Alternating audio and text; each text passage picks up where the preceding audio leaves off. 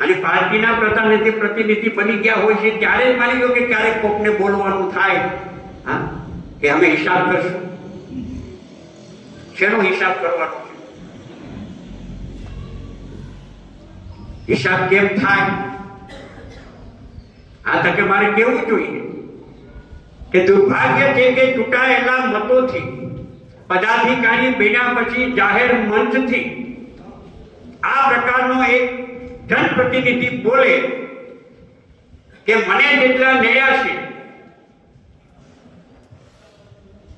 એને હું છોડીશ નહીં, હું એનો હિસાબ કરીશ. તો આ તકે મારે આ તાલુકામાં એટલું જ કહેવાનું છે, ગીર સોમનાથ જિલ્લામાં પણ એટલું જ કહેવાનું છે કે ભાજપના તમામ આગેવાનોને કહેવા માંગીએ છીએ કે તમે ચૂંટણીની અંદર કોંગ્રેસને જો વળીને જો તમે કહેતા હોય કે કોંગ્રેસ વાળા કે કોંગ્રેસની વિચારધારા વાળા અમને જ્યાં જ્યાં નડ્યા છે એમને જોઈ લેશું અને હિસાબ કરીશું, તો હું અહીંથી ચેલેન્જ કરું છું ભાજપના આગેવાનોને કે ગીર સોમનાથ જિલ્લામાં જે સ્થળ સમય જ્યાં હિસાબ કરવો હોય ત્યાં નક્કી કરી લેશો. ત્યાં સામે બેસીને હિસાબ કરવા માટે તૈયાર છું. કોણ ક્યાં છે એની ખબર પડે,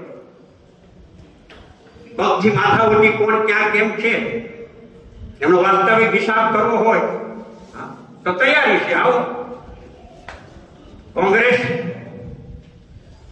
ને ધ્યાનમાં રાખીને જો વાત કરી હોય તો, બાકી તમે તમારું જાણો, એમાં અમારે કઈ બધું રસ નથી. તમને મદદ કરી કોઈએ, તમને મદદ ન કરી, તમારું કોઈ માયના, તમારું કોઈ ન માયના, એ તમારો પ્રશ્ન છે. પણ કોંગ્રેસની વિચારધારા સાથે સંકળાયેલા લોકો હોય અને એને ધ્યાનમાં રાખીને જો કાંઈ પણ વાત કરવામાં આવી હોય અને એનો હિસાબ કરવો હોય તો આવનારા દિવસોની અંદર અમને પણ પૂરેપૂરો હિસાબ કરતા આવડે છે.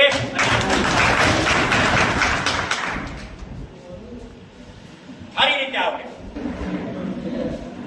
જાહેર ચેલેન્જ સાથે કહીએ છીએ તમારા કરતા બહુ સારી રીતે આવડે. અને એટલા માટે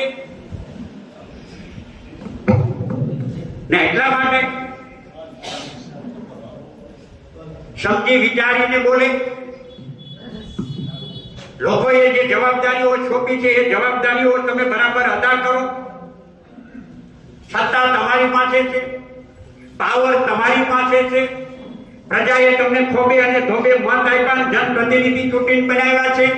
તમારી નૈતિક જવાબદારી છે. એ જવાબદારી હવે પ્રજાની સમસ્યા કે પ્રજાની પીડાને તમે ઉકેલ કરો, એ જવાબદારી છે.